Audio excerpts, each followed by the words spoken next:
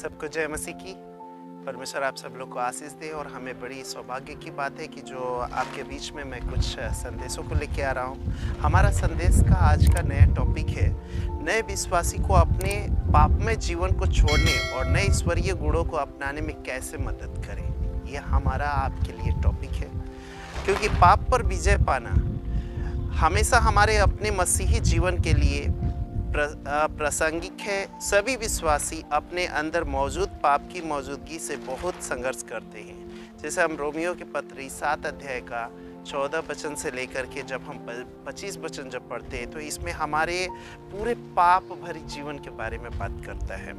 यहाँ तक कि सबसे परिपक्व विश्वासी भी अपने जीवन में पाप पर विजय पाने के मूल सिद्धांतों पर वापस आते रहते हैं। जैसे हम फिलिपियों की पत्री 3 अध्याय का 15 वचन जब हम पढ़ते हैं तो उसमें लिखा है, पाप पर उपदेश देना कभी भी पुराना नहीं होता है। मतलब हम पाप में भरी जीवन से जब हमें बाहर निकलना है तो हमें उसके लिए क्या करना है, ये बातों को लेकर के मैं आपके साथ में खड़ा हूँ और बातों को बताना चाहता हूँ कि पाप भरी जीवन से हमें बाहर निकलने के लिए परमेश्वर की अनुग्रह की बहुत ज़्यादा ज़रूरत है।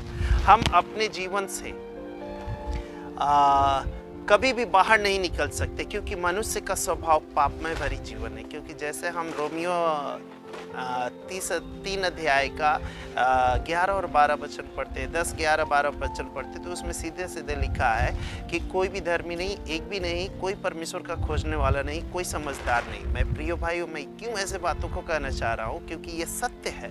क्योंकि हमारा जो जीवन है, हमारा जो स्वभाव है वो पाप में है, लेकिन इस पाप से बाहर निकलने के लिए एक ही वो रास्ता है, वो है यीशु मसीह, जो हमें उद्धार का जीवन देता है। क्योंकि वो एक स्वर्गीय उत्तराधिकारी होने के बावजूद भी हमारे और आपके लिए उसने स्वर्ग को छोड़ कर के आया और आज हमें और आपको उस दलदल के किस से निकाला। उसका प्रेम अनंत प्रेम है, इसलिए क्यों हमें यीशु पे भरोसा करना है, विश्वास करना है, क्योंकि उसका प्रेम ही अनंत है। हमारे लिए वो मरा क्रूस पे, फिर भी वो नहीं कहा कि हम तुम्हारे लिए ये काम किए, तुम्हारी पापों को अपने ऊपर लिया। उसने एक शब्द नहीं कहा, बल्कि हमारी दुख, हमारी यातनाएं, हमारी ताड़नाएं, वो सब कुछ सह लिया। और सहने के बाद परमेश्वर से यही कह रहा है, यही विनती किया कि हे पिता, इन्हें माफ कर। देखिए, क्रूस पे उसको लटकाया गया है, क्रूस पे वो भी कांटों का वो मुकुट डाला गया जिससे टप टप लहू बह रहा है, शरीर बदन मार करके तोड़ा गया, उसको लहू लुहान किया गया। और उस अवस्था में भी हमारे और आपके लिए वो प्रार्थना विनती करता है कि हे पिता, ये नहीं जानते कि हम क्या करें, तो इन्हें क्षमा कर, इन्हें माफ कर। और वो आज भी हमारे और आपके लिए, वो परमेश्वर अपने पिता के पास हमारे लिए, आपके लिए विनती कर रहा है कि ताकि हम उसमें नए जीवन पाए। इसलिए मेरे प्रियो, हम कितना हो भी अपने आप को धर्मी बनने की कोशिश करेंगे तो हम बन नहीं सकते। और जब तक से हम यीशु पे विश्वास नहीं करेंगे तब तक से हमारा उद्धार नहीं होगा, क्योंकि उसने करके दिखाया। यीशु हमारे और आपके लिए स्वर्ग को छोड़ करके आया और करके दिखाया।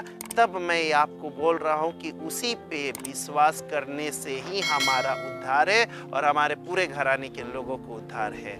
मैं विश्वास करता हूँ कि आप भी हमारे बातों को समझ सकते कि अगर पाप से छुटकारा पाना है तो यीशु के अलावा कहीं नहीं उद्धार है। सबको जय मसीह।